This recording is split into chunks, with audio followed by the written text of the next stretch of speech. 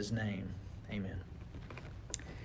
All right, so the new handout, as you can see there at the top of the page, this is the next I am statement. I am the resurrection and the life. Wow, those are some big words there. Very important words, I guess I should say. So, we are in John chapter 11. So we've looked at several I am statements. I am the bread of life.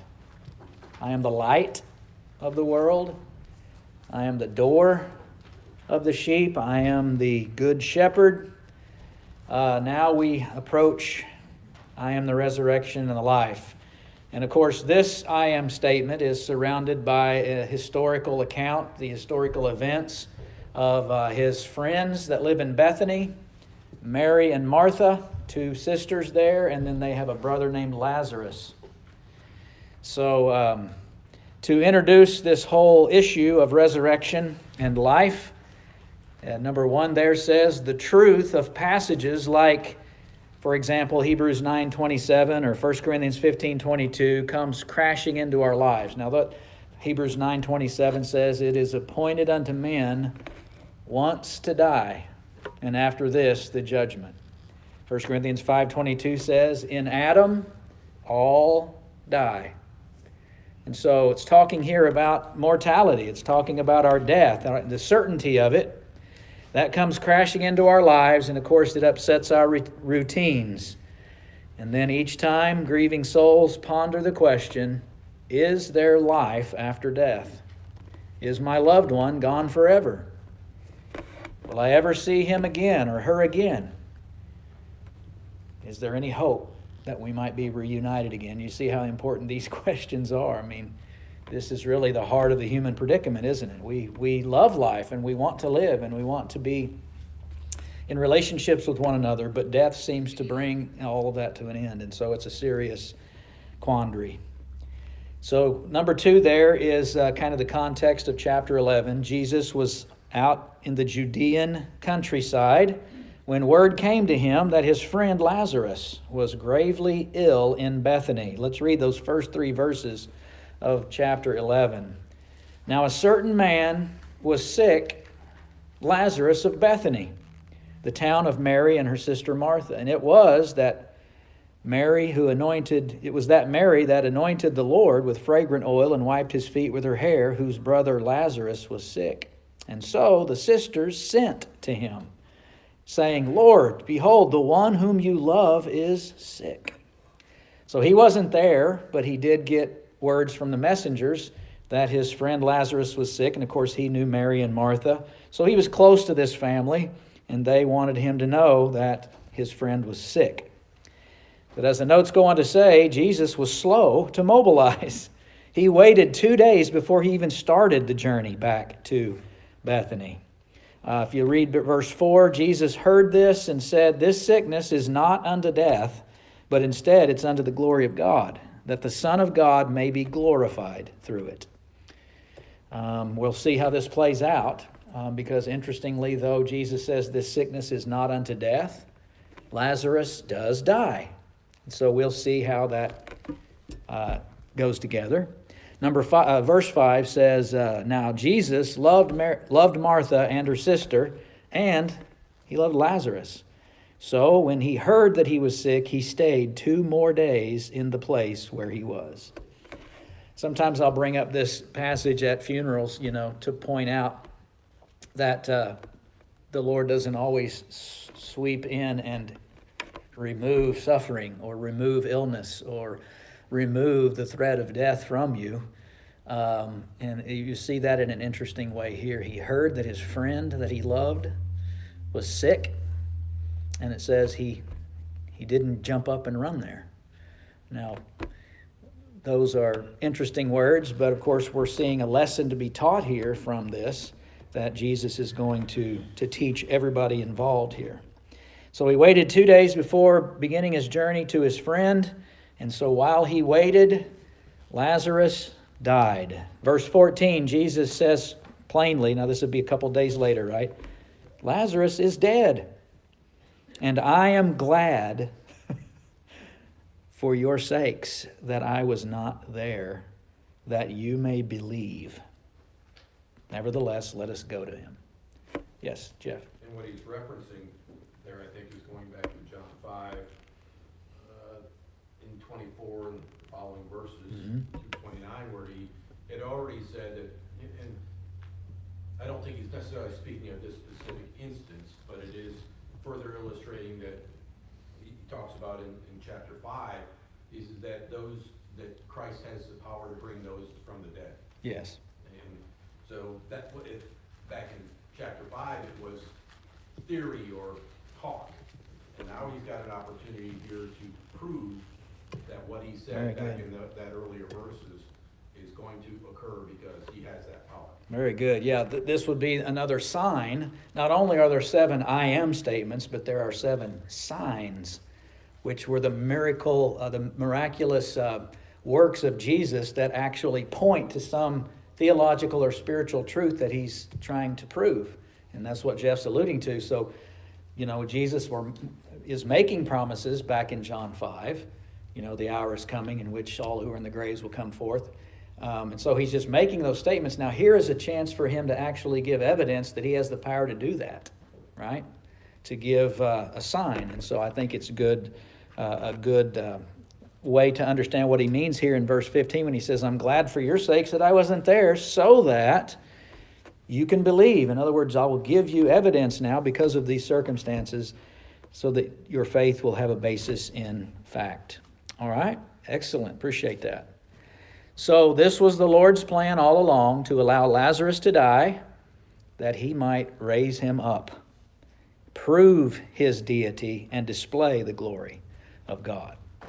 And so reading the rest of the story, the historical account, if you look at verse 17, it says, So when Jesus came, that is to Bethany, he found that he had already been in the tomb 4 days.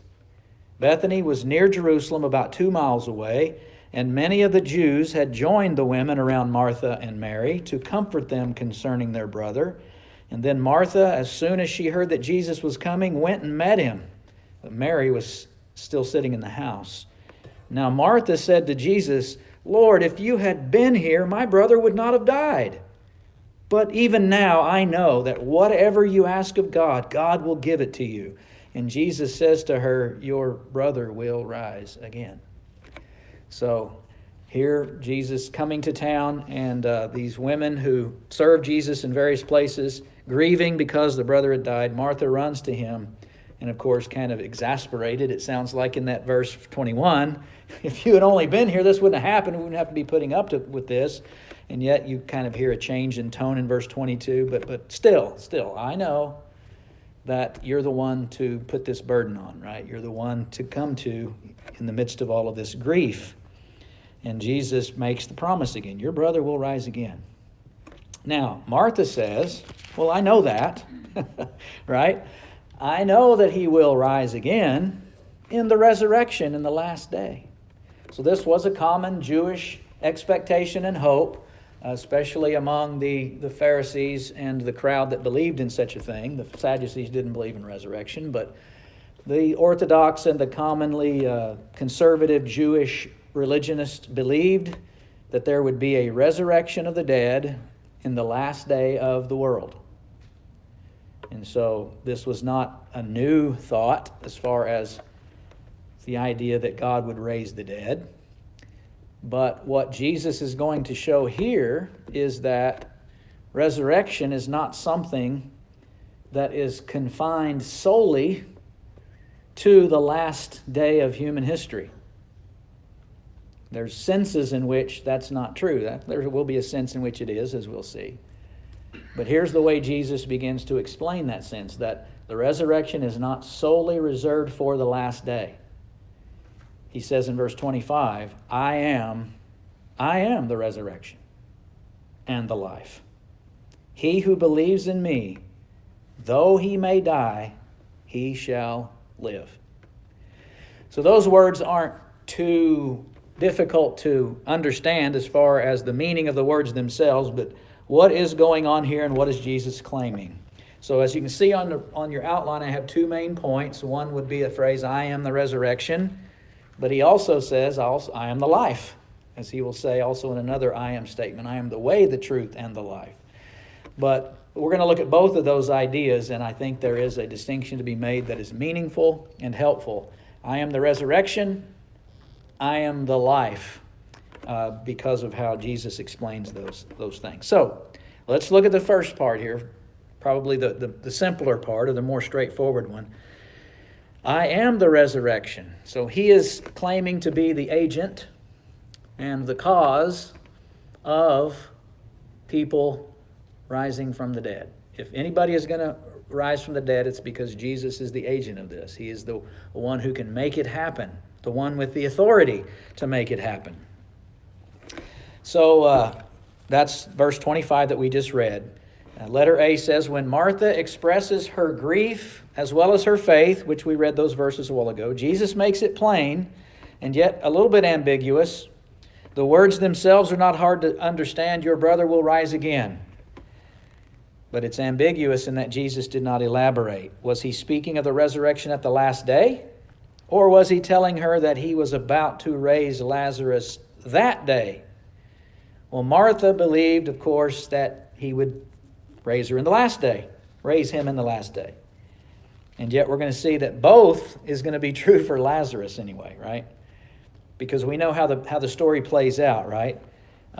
Verse 38 of this passage says, Jesus, again groaning in himself, came to the tomb.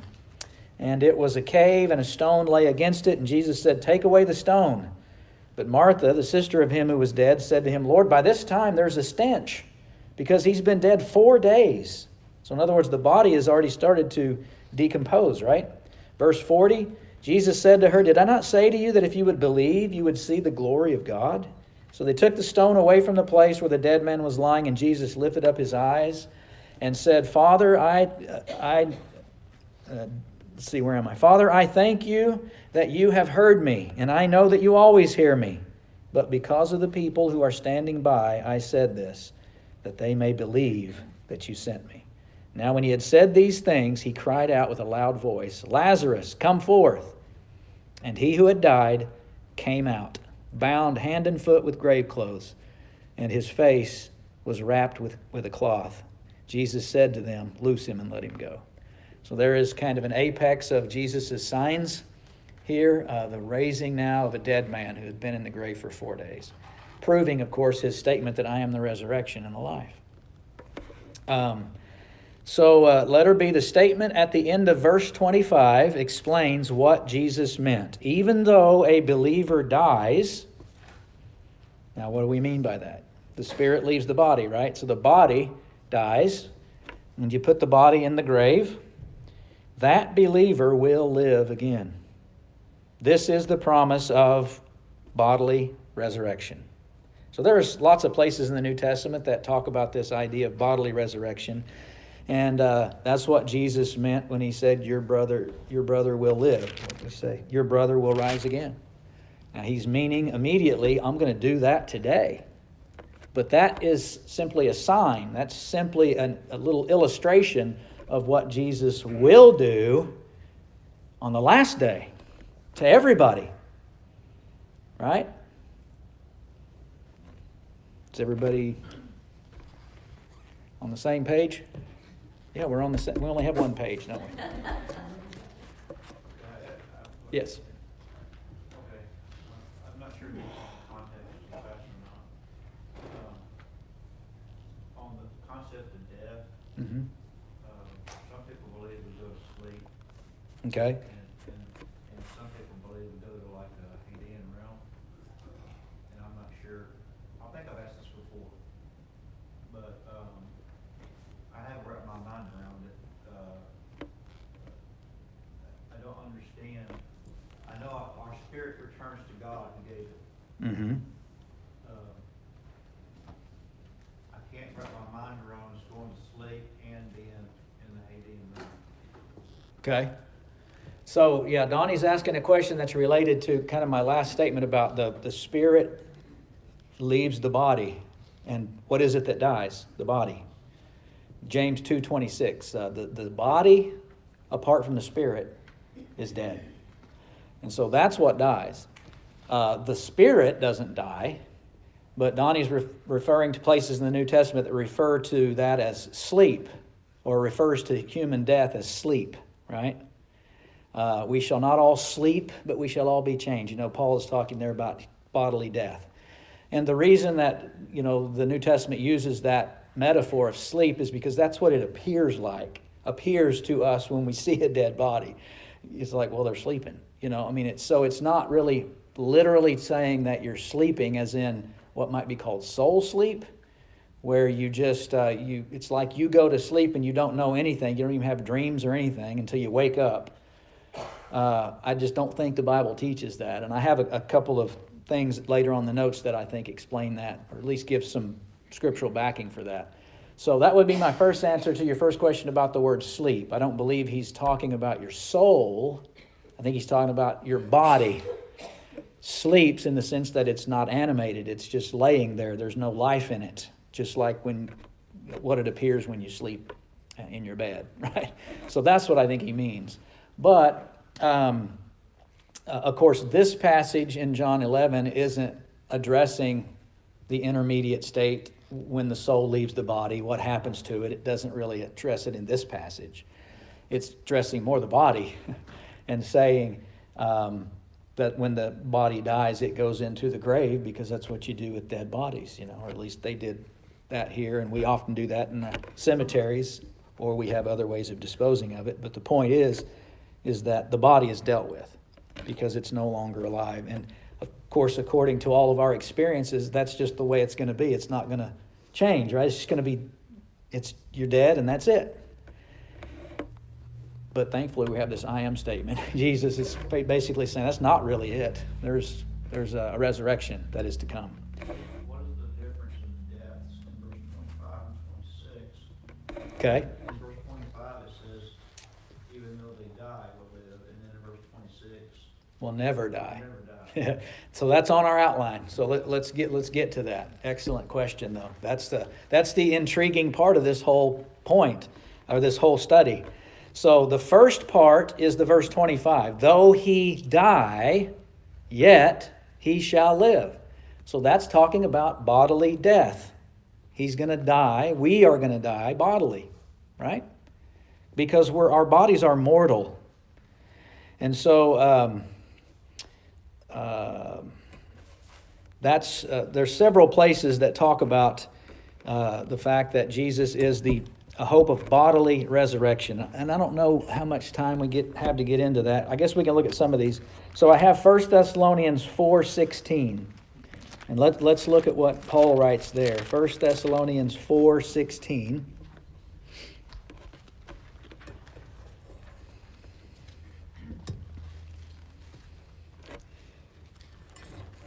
It says, for the Lord himself will descend from heaven with a shout, with the voice of an archangel, and with the trumpet of God, and the dead in Christ will rise first. Well, he's talking about the dead bodies of Christians, isn't he? Does everybody see that? Well, what about the souls? What about the spirits that departed those bodies when the Christians died? Where are they in this passage? Yeah, but where are they in this passage? They're mentioned. Not in the verse that I just read, but in the passage. Read with me up in verse 14. If we believe that Jesus died and rose again, even so, God will bring with him those who sleep in Jesus. So, let's look at this. We do believe Jesus died and rose again, right? Do you believe in the resurrection? If you don't take of the Lord's Supper, because that's saying that you do believe in the resurrection, right?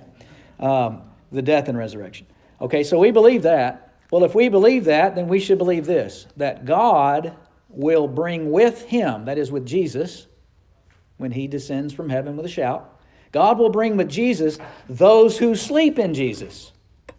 So this is talking about the spirit of the Christian that's coming back with Jesus when he descends from heaven. Not the body of the Christian that's coming up out of the grave when Jesus shouts. So you see the two parts of man that are both in this passage, but they're separate. Well, that's what happened at bodily death. The body died because the spirit departed from it and went back to be with Jesus. And so when Jesus comes to raise the bodies, he's going to bring the spirits back with him. And what's going to happen? They're going to come back together and stand up again and be a whole, complete human again. Because a human being is body and soul. It's right there, isn't it? I know, but I've just never, Well, it's fascinating. it's always been, to me, it's always just been your spirit is gonna go together. I know that, and I know. I don't know what else to say about that. I've been dealing with that for the past few years. Yes. The body and the spirit come back together at the judgment. Yeah. Well, that's going to happen after this. Okay. So Jesus is coming back to raise the dead and stand up people, and everybody is going to be judged. That's right. In fact, might lead us to John 5, 28 and 29. John 5, 28 and 29. Now, Jeff alluded to John 5, and we have a couple of other verses we're going to look at in a moment. Well, probably next week, which is all right. But John 5 is very interesting. Somebody can read that if they would like. John 5, 28 through 29. 28 and 29. Do not marvel at this, for the hour is coming in which all of you who are in the graves will hear his voice and come forth. Those who have done good to the resurrection of life, and those who have done evil to the resurrection of condemnation. So you see that? So everybody is going to be raised, and they're going to be judged. And of course, those who are numbered among the righteous, those who are in Christ, they're going to be given eternal life, everlasting life. That is fellowship with God and flourishing forever. Those who are dying in their sins, done evil, resurrection of condemnation. They will be separated from God forever. Where does that judgment take place? At the throne of God, or is that what I'm not sure. I mean, like, does that happen once the bodies and souls are back Yes. together and all that happens? That's the way I would put it together, yes. The bodies and souls at the resurrection, so you're raised to be judged. You're raised in judgment. It is a different body, but it's a resurrected body. Yeah, there's another discussion to get into. It's a transformed body.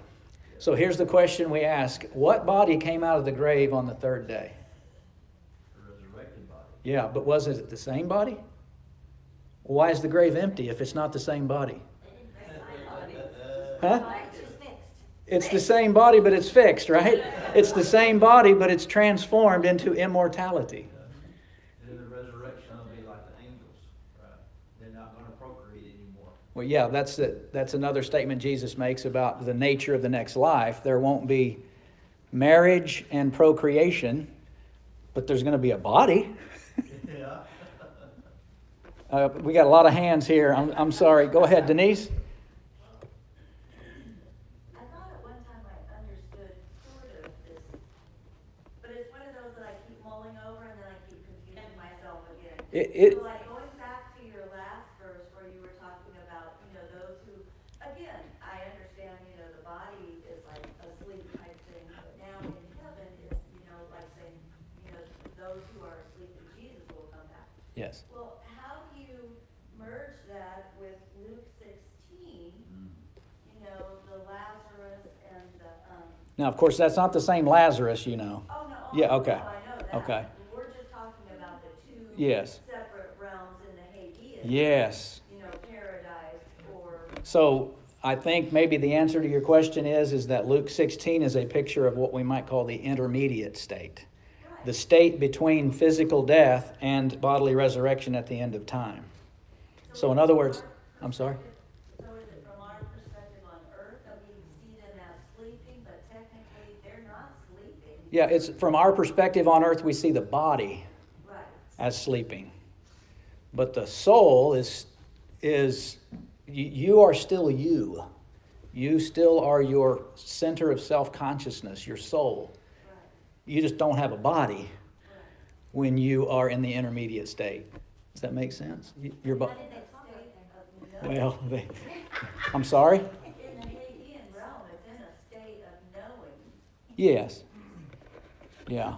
Yeah, I mean, we've got to be the first to admit, listen, I don't know all of these details because, you know, we can't see the spiritual realm. The spiritual realm is not material. It's not corporeal, something that can be touched. It's not physical substance, but it's real. But we live in a body. We live in a corporeal world. We live in a physical reality. So it's really difficult for us to understand how that works. But I think we can take statements from the Bible and work out a way to understand what God wants us to, what He wants us to know about it. And I think what He wants us to know, of course, is that it is appointed unto man once to die, and after this, the judgment. In other words, that's the next. You can't do anything about your eternal fate between death and the judgment. That you use this life to obey God and be a servant of God so that you'll be prepared for the judgment. And to a certain degree, once you die, you've already marked your path. Yes. Yeah, because of how you've lived your life. Yes. But the actual judgment where the next world sets in, right, for eternity, that hasn't happened yet. I'm not sure the Hadean realm still is the same as it was when Jesus taught it, because we don't rest with Moses, we rest with Jesus. Right. So it's a- Well, you mean Abraham's bosom. Excuse me, Abraham's Yeah. bosom. Yeah, that's just a Hebraism to explain where God's people are. Yeah. You know, those who are in the covenant of Abraham kind of thing. And I would just make the point, we are in the covenant of Abraham today because Christianity is the fulfillment of the covenant of Abraham. So I wouldn't take that literal like to say Jesus meant only those who are Jews were in Hades. I think it just means those who are God's people. A lot of it's just too mysterious to know. Well, I would say, as I did say, there are a lot of things we can't understand about it, but that doesn't give us excuse to say, well, since we can't understand it, we don't even study these verses. I mean, there's some reason to study these verses, and we can put things together in order to make moral application and practical application, which is, I hope, what we're doing a little bit That's here. just it. The purpose is to have hope. Absolutely. And there you go. This is our hope. This is our hope. Absolutely. Now, I don't want to miss some of these questions. Kathy had your hands. Oh, I was just gonna say, after Jesus was resurrected, they didn't all recognize him. Yeah, so there's some insight into the resurrection body. Very good. Yeah, it could appear in different forms, Eventually they did, but right? Now, of course, now the question comes in, is that something that Jesus was able to do because of who He was? Or is that something that gives us insight into the nature of a resurrected body, of an immortal body, that we all will have one day? I don't know for sure. I can have opinions, I guess, but I wouldn't teach them as doctrine because I can only give you my opinion on that. But can we not all say, though, that we're going to have a body at the resurrection? That it will be the same body, but transformed. So in a sense, you would say there is continuity as well as discontinuity with the bodies that we have now. And the point we make there is the grave is empty. That implies that the body that went in there came out of there. But there's also implication that there was a change from mortality to immortality.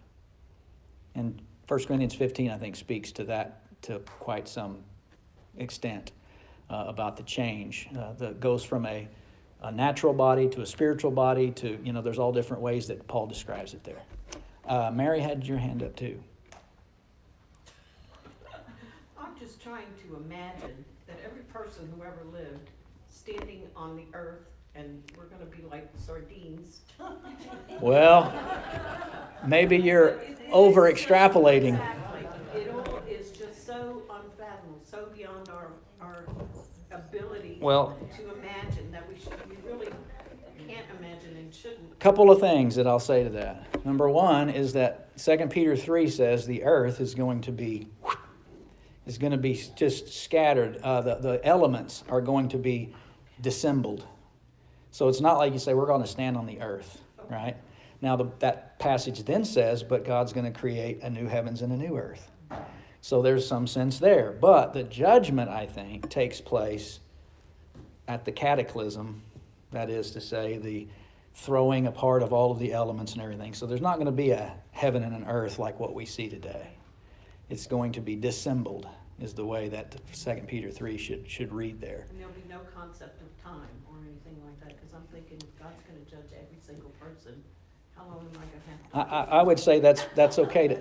I would say that's okay to put it that way. That there would be no concept of time. Now, there has to be time as far as a linear measurement, because human beings are time bound. It's not like we're ever going to not be time bound. Anything that has a beginning is bound by time. Only God is not bound by time. But that's getting into the philosophical discussion of it. But yeah, God's not going to be short on time. He's not going to go, wait, we got to get this judgment over with. That's not an issue. Right. And then my second thing to say is, you saying, I have such a hard time fathoming this. I have a hard time fathoming God forming the man out of the dust of the ground and breathing into his nostrils the breath of life.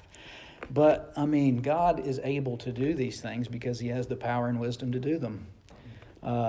We shouldn't think for a second that this is somehow going to be God's going to be exhausted by the end of this whole judgment, because all the people that have lived, as if, he is infinite in his power, in his wisdom, in his knowledge. And these things are nothing to him. I mean, as far as exhausting him. So even after the 6 days of creation, it says God rested. What do you think that means? Was he exhausted? It just means he stopped creating. It didn't mean that he's like, oh man, I got to take a break. It just means now I'm going to stop my creation ex nihilo, my creative process. I'm going to stop, and I'm just going to sustain from now on. And that's what he's done. Of course, he's intervened miraculously in time, but when God rested on the seventh day, it just means he stopped creating. But he's not exhausted in any sense of the term, right? It just kind of goes back to God established for us, as you mentioned, the linear. We deal in days and times and weeks and hours and minutes. And God established a week, if you will, a period of span of time that we have from eternity or from creation existed in. And God doesn't exist in those times. A minute doesn't mean anything to God from the standpoint of a span of time like we see. And I think that goes back to your comment earlier. That's going to be when judgment happens. The minutes, or when I look at my watch, or well, we've got 3 minutes till the class is over. That doesn't exist in God's realm. Yeah, it certainly doesn't. It doesn't mean anything to him as if, okay, I'm going to expend this amount of energy in those 3 minutes, because God is infinite in his energy and his power and all of that. But to us, it does mean something. We work 6 days and we are expending energy, but for God, it's an eternal supply, an infinite supply of that stuff, and that means nothing to him. So Peter can say, with the Lord, a day is as 1,000 years, and 1,000 years as a day. It's not that God doesn't know what 1,000 years is. It's that it doesn't have any repercussions on his work and on the way that he plans his will to be accomplished. That's in the context of the second coming of Jesus. To us, it seems like, man, he's delaying 2,000 years. And Peter's saying that doesn't mean he's slow concerning fulfilling his promises. He's got his plan worked out, and time means nothing to the accomplishment of that time. He created time. Yeah, he created time, and yeah. Well, there's so many further things that could be said that are very interesting to me that I love to talk about, but that was the second bell. And so we are going to talk about the next verse, which will get more to Donnie's question also about the soul. But bring your handouts back next time, and we will continue this. It's a great discussion, and I sure appreciate everybody's contribution. We'll be dismissed.